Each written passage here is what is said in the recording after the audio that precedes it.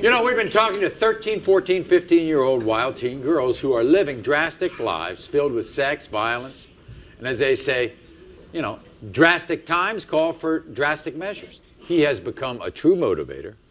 He is now a compelling talk show host. Please welcome, everybody, Steve Wilkos.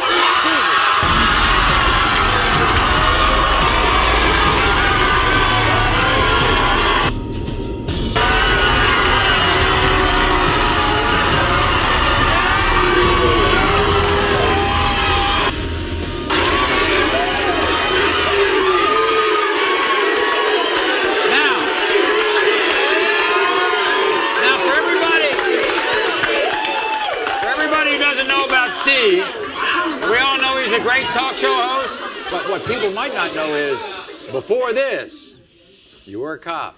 I was a Chicago cop. For 10 years. Yep. So,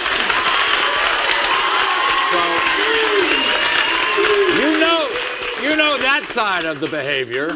Yes, I've seen both. I see what happens to these girls in the future. They sit out here and they talk the way they do and they act the way they do. But I see the end result of this behavior. Okay. I've seen it too many times. So, what do you want to say to them? First of all, I want to say, as a father, this is the all-American nightmare.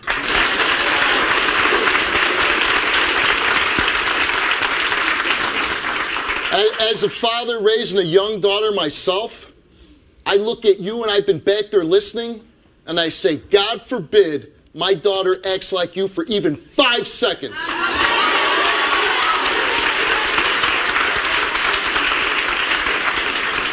You know, when I was working the streets of Chicago, I saw girls and young men do real stupid things, act out of control.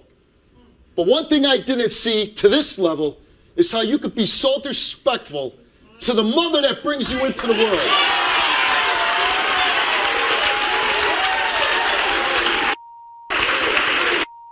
And the one thing I can say is, maybe someday you'll get a little taste of it yourself when you bring kids in the world and they treat you that way.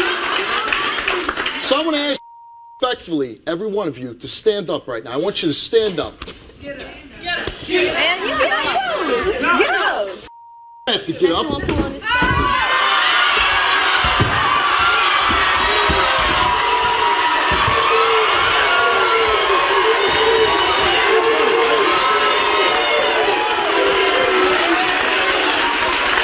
If you're going to make your mothers uncomfortable and feel pain, then you don't get to sit on a stage and be comfortable yourselves. First of all, I want to talk to you. You say you're a role model? A role model. Honestly, you couldn't be a role model to a dog. Hold on. You have younger sisters? You're going to lead them down a path that they're going to end up either dead or in jail. That's a role model? Yeah. How about being somebody proud of, that you can walk down, somebody talks to you about you in such a positive manner and makes your mother proud? And you, the gang member. I dealt with gangs for 12 years in Chicago. Latin Kings, Spanish Cobras, Black Disciples, bad people, but the real deal. And I see you come out here.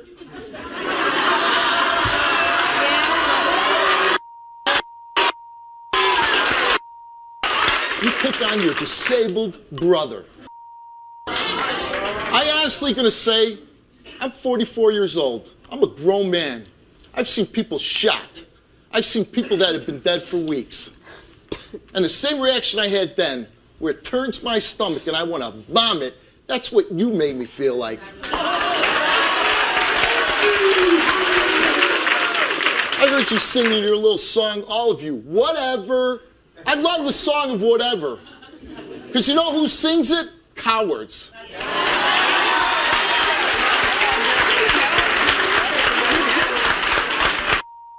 Laugh all you want. Laugh all you want, because that's the truth. When you have nothing else to say, when you have nothing intelligent to say, when you're not educated, that's what you sing. Whatever! This one, of course, is the one who calls her mother all kinds of names. And by the way, believes that Barack Obama gave her a pass. Oh, yeah. That McKenna ain't president no more. Oh, yeah, Brock's, he'll be really proud if he sees this show and he watches you. That's what his message to America is, right? Everything that you say that comes out of your mouth, President Barack is against. Now we got Samantha, who just doesn't even want to be here. I ain't gotta be here.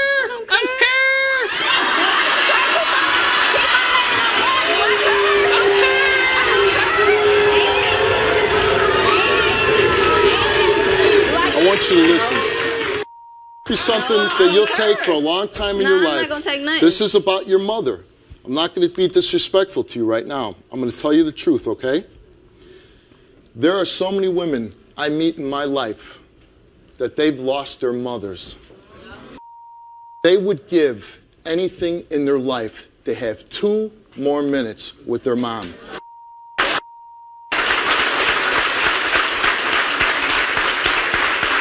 don't care. You will care.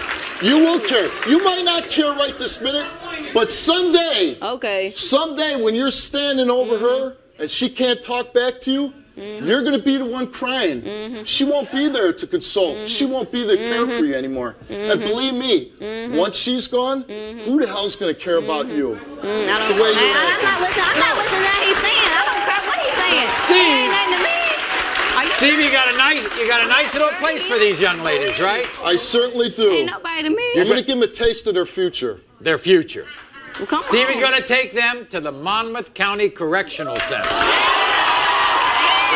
After the show, Steve Wilkos took the teens on a school bus to impart his own special brand of education. Steve wanted to show these teens exactly where people that society cannot control spend their time, the Monmouth County Correctional Institution. Meet your new best friend, Sergeant Olson. It's our house, our rules. You keep running your mouth, you're gonna stay here. When you get in, sit on that bench. This is no joke anymore. The young teens were forced to wipe off their makeup, remove all of their personal items, and wait to be searched in a holding cell.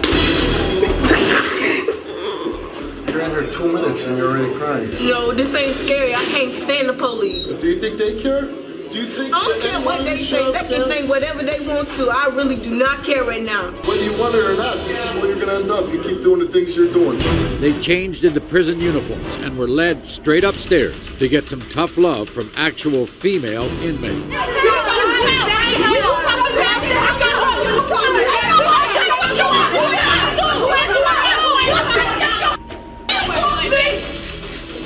When Drianna sat down with Steve Wilkos in a real-life jail cell, she almost had a panic attack.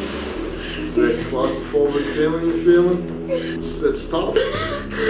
When you end up in there, that's exactly what's going to happen to you. I don't want you to end up here. You think you could change it all? Yeah. If you don't change, I promise you, you'll end up in there. I'm sorry, Mom. I love you. I would do better. I don't want to be in a place like this. It was 15-year-old Michelle's turn to face the music. You think it's fair to put your hands on that helpless child? I can defend myself. Put your hands on me! You can turn it around. Are you going to let yourself settle to end up here? Or would you like to become something? I want to become something. Michael, I'm very sorry. And I love you to death. Mom, I love you too so much. You're my best friend. I do want to change. You can make something of yourself. That left 13 and 14-year-old sisters Khadisha and Alexis. Can you please talk to me? Ain't nothing to talk about. Just apologize. Apologize for what? I don't gotta apologize in front of these cameras. I ain't apologizing, so you wasting my time right now. You're going to end up in here. You ain't my mama. I don't gotta apologize to you. I don't care who you is. You're right. I'm not your mama. You talk to your mother like she's a piece of garbage on the bottom of How your you shoe. know you're the I saw it. I saw it. Don't worry about it. I am worried about it. Don't worry about it. My face. And I'll tell you. Get out my face. I'm not going to get out of your face. Khadisha was so uncooperative that Sergeant Olson was not going to release her unless she changed her attitude. You're gonna have a seat. You could possibly be staying here. What do you want to do? Spending time alone in a jail cell gave this 13-year-old a chance to think about all of the events that led up to this moment. I'm sorry, Mom. And I just want a better life, but I don't want to be. I don't want to change. I want a better relationship, and I'm sorry. Let's go see your mom. As the teens went outside to be reunited with their mothers, we hope the day's experience and helps put a stop to all of their out-of-control behavior.